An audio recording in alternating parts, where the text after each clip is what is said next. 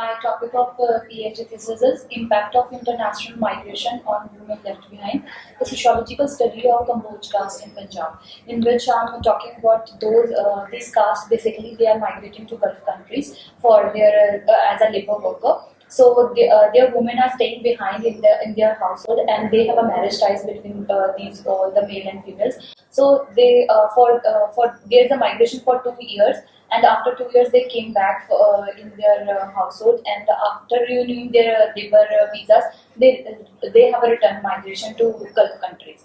So their women are staying behind. Their women are doing all the domestic chores, and they are like upbringing their children, and they are also participating in decision making of their household, and they are taking responsibility of the household. Even they are also take part in the agriculture work, and they have their own small business in the household level to make a they want to income. They want to generate their own income, so they become a self independent in some areas. And if there's a study in 3 generations. Like one is a young generation, young age women, that is 18 to 35, and middle age women, that 35 plus to 45, and the old age women that is above 45 years old. So these three age categories, the women facing different problems. In the young age women, they are basically staying in a joint family system, and in the joint family system, they are dominated by head of the household, basically male, as their father-in-law or sometimes their brother-in-law. So they are taking all the decision-making part. So young age women, they do not have any kind of decision-making part in the household level. So their area just confined to household chores and upbringing of children, and they are not a part of responsibility. Even their mobility is also controlled by their family members. So that because there is also notion that her husband is staying outside. If maybe she make another extramarital affairs with other one, so they try to control women mobility inside, and they make them inside the household.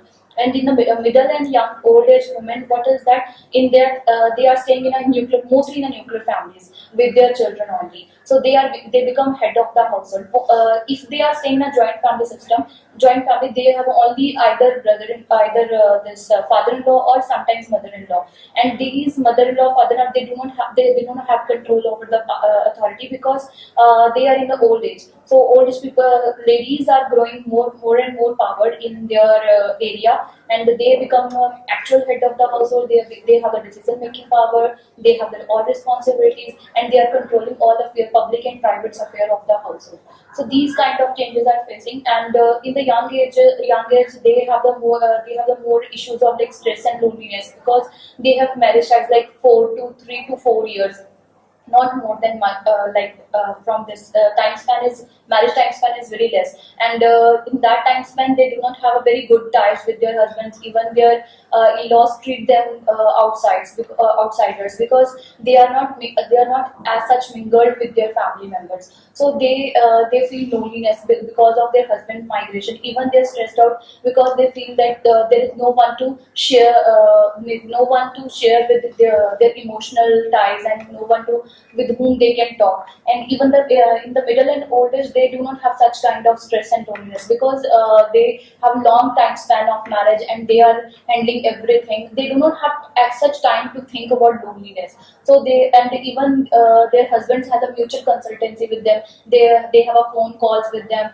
and they because of 10 to 12 years of this marriage ties, they do not feel this kind of as such problem of loneliness. So these are the areas that I'm covering in my topic, that migration. Okay, very well said, and very briefly you have given the gist of your research, which you will be presenting shortly in our conference.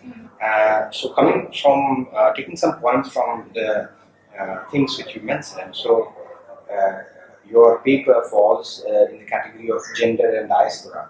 So in gender, in sociology, there is a whole literature which deals with the social construction of gender. So in that, there is one debate which always goes on, that patriarchy gets reconsolidated, or the structure of patriarchy is ingrained in the society, because the male-to-male brotherhood is very strong. So patriarchy is never shaken up. But when it comes to empowerment of women, there is an ironical situation, as you said, that there are three categories of women in this. So a younger age, then a middle level age, and the older age. So you're saying that the older age have more authority in the home because, of course, they are older and they control decisions in the family, and the younger ones are controlled because of course, many of the things which Indian society has in terms of taboo, allowing women free mobility, respect of the family with respect to the woman's mobility, and so on and so forth. So, how do you think this irony of women, the third category of your study, who are older lot, having a control on women who are the younger lot, and in itself, in many ways, helping patriarchy to sustain itself. So this is an ironical situation. How do you see this, and in the context of your research in terms See, what is going on, no doubt, structure of patriarchy is changing, right? Because a woman become the head of the household, they are controlling everything. But what happened, what I observed, that when their husband came back from this holiday visits, that is called holiday visits by some researchers. So when they came back for their holiday visit, what they did, they control everything. For that short visit, they become head of the household, and the situation like that, the woman still withering away, and the control of patriarchy is still there. It is a kind of what I in my paper I'm also presenting. Like it is just a need of time. Like they can't present every time in their family situations and family problems, and they can't discuss all the decision making. That is why they put women as a symbol, as a de facto ruler there. They want someone who can hold the society, who can hold the family, and who can functioning of the family. So that is why they giving this power to women. But when they came, what they did were they took all the authorities from their wife, and they started doing all the household, all the decision making. Sometimes what women they used to do, they call their husbands if they want to they want to give a contract on on agriculture, or whom they want to give for cultivation their land for 6 months or 1 year. They just talk to their husband first. What should I do, or what should I not do? Then they give all the decision. No, not they are taking the decisions, but it is partial in nature. They are not full-fledged taking all the decisions. First, they have to talk their husbands or their elders, then they can do. So there is a irony is that no doubt patriarchy is slowly and steadily changing, but but its roots are weakening their roots, but it's not full-fledged change in the women become head of the household. No doubt they becoming, but not full-fledgedly. But for the short time period when their husbands are not available. Okay, that's very well said. That and it's a very interesting thing to say that for time being, momentarily, the wives of the husbands who go to Gulf, and we are studying Gulf is the case. So when their husbands or the partners come back in the home, so the notion of authority and the notion of decision making momentarily changes because the husbands are there. So that's momentarily. So that's very interesting. So coming further with some other questions from your research. So when this happens, and you said that the notion of control of the younger lot, which brings a lot of aspect and a lot of issues related to social problems or what the families conceive as a social problem. So in that, I just wanted to ask you, could you reflect what sort of or what specificities of social issues or problems is being considered in a scenario when their husbands are in Gulf? What is that? Society, Punjabi society is very close society. So the social stigma is always there.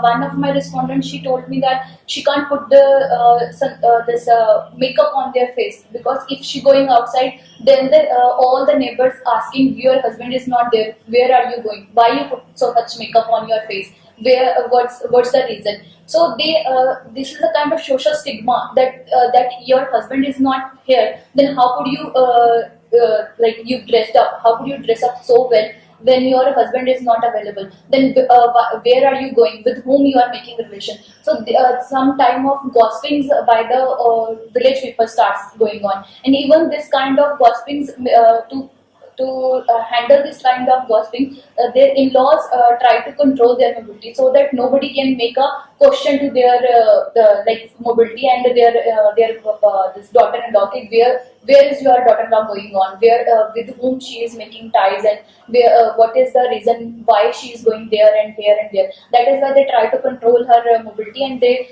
send someone to with her if she is going outside, so to show the others people, so that they can't make a question on their mobility. This is the reason. Okay, that's very nicely put together. So coming towards some other questions before we end up this interview. So your case study is focused on the Doaba region of Punjab. So any specific logic behind choosing Doaba? Why you have chosen your field as a Doaba region? Yeah, a lot of studies are done by earlier researchers like Darshan Singh Tatla, and this Geribal, and this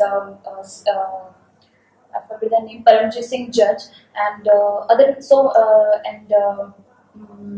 even Irjo Rajan Sebastian done his study last year. So these all studies, they focus basically Doaba region. They said the actual migration that is taking place in Punjab is from Doaba region. No doubt the Punjab is basically confined three regions: Majha, Malwa, and Doaba. Majha Malwa is another this is defined by 5 rivers. So Doaba is a basically fertile land.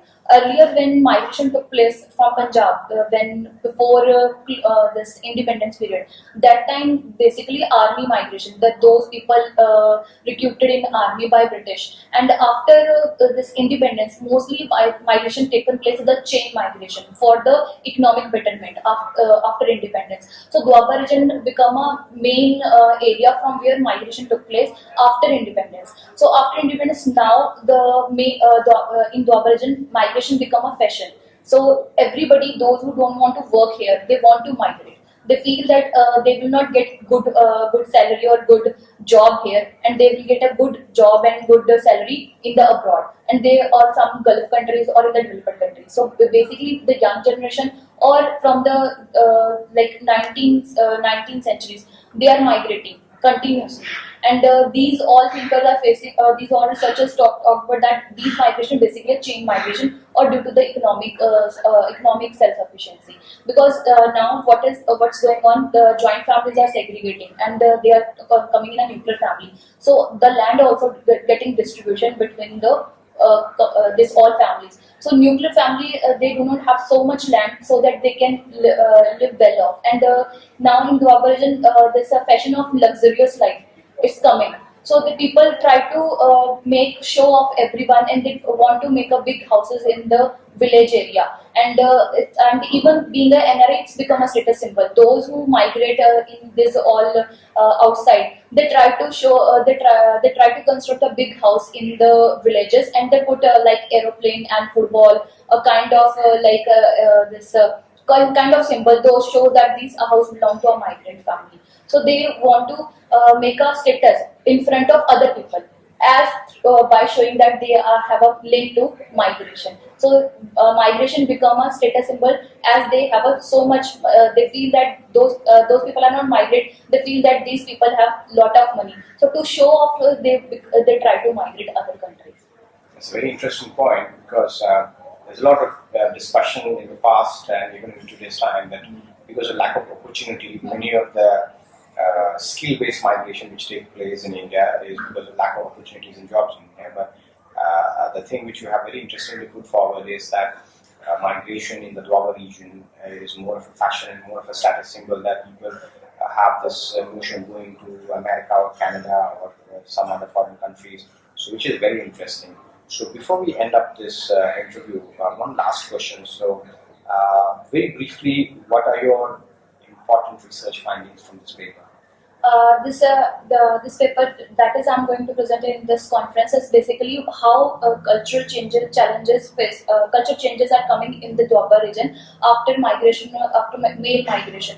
In these changes I'm talking about the cultural changes and the micro level in the family structure, that women getting the independence and they are getting authority and they are becoming the head of the household. And second part, that is a macro level changes that I'm talking about, the status symbol, that how migration become a status for the left behind families, and they are constructing big houses, they are showing this symbols, and they are putting flags on their cars and motorbikes, and even they used to wear t-shirts or this with the logo of some flag or something that shows that they have a link with the NRI people. And they used to have new gadgets and technology. They're using video conferences, and the young generation, they are using WhatsApp. They have new iPhones because there is a all the things are sent by their father or sometimes their siblings. So these all changes, they are changing the scenario, and even the education system is also changing. Earlier people have this government school in all the villages. Nobody is interested in sending their children in a government school. They want to send their children to make them more educated, and they are thinking about the future. That in the future, if they send to their children to outside, so they will send them in a better country because they have this Western kind of education. So these all changes are coming in the Dwapar region. So I'm focusing on this area. Okay, that very interesting views about your research and the things which you have found out. Thank you for this interview. Thank you.